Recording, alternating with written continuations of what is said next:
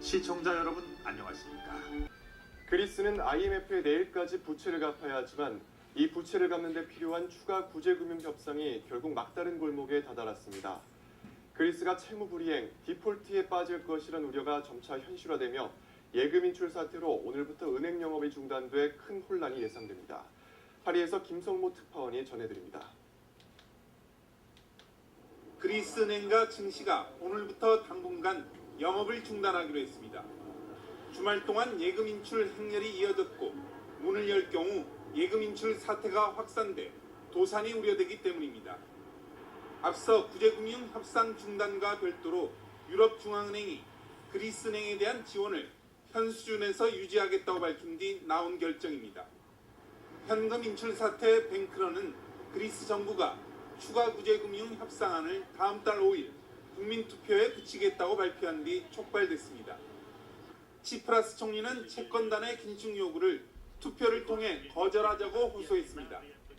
유로존 18개 회원국은 국민투표는 협상을 깨는 것이라며 내일이 시한인 기존의 구제금융을 국민투표 때까지 연장해달라는 그리스 요구를 거부했습니다.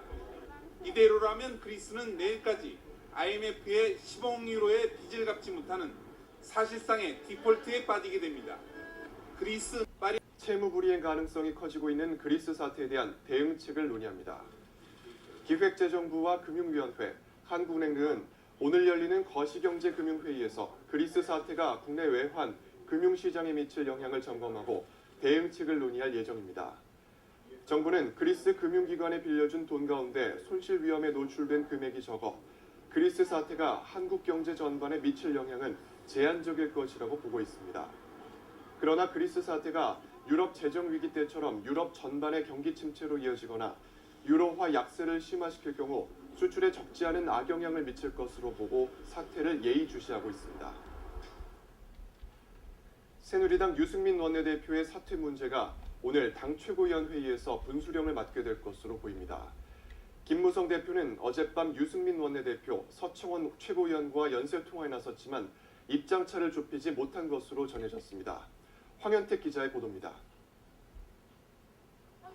김무성 대표는 어제 유승민 원내대표와의 전화통화에서 직접적인 사퇴 요구 대신에 복잡한 당내 상황을 거론하며 우회적으로 유 원내대표의 입장을 물은 것으로 전해졌습니다.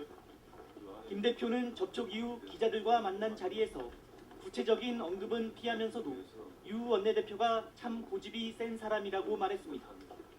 따라서 두 사람이 입장차를 좁히지 못했고 유 원내대표가 사퇴할 의사가 없음을 밝힌 것으로 보입니다. 측근 의원들도 유 원내대표가 당장 사퇴하지는 않을 것이라고 전해 사실상 버티기에 들어갔다는 관측이 나오고 있습니다. 다만 거취 관련 발언은 극도로 자제하고 있습니다. 드릴 말씀 없습니다. 어떻게 좀 정리 좀 하셨어요? 아니요, 드릴 말씀 없습니다. 이에 앞서 서청원 최고위원은 김 대표와의 전화통화에서 유 원내대표 사퇴를 강하게 주문했던 것으로 전해졌습니다. 이에 따라 오늘 최고위원 회의부터 친박계의 집단 사퇴 압박이 본격화할 것으로 보입니다. 일부 친박 의원들은 사퇴 문제를 다루기 위한 의원총회 소집 준비도 이미 마쳤습니다. 친박계의 초강수에 비박계도 오늘 회의 결과를 지켜본 뒤 대응 수위를 결정할 예정입니다.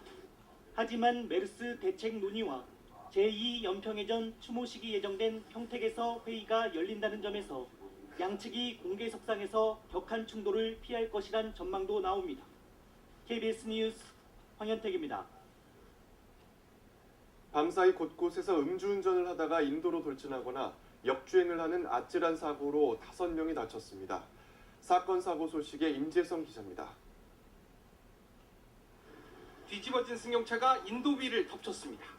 찌그러진 차량 안에서 부상자가 구조됩니다.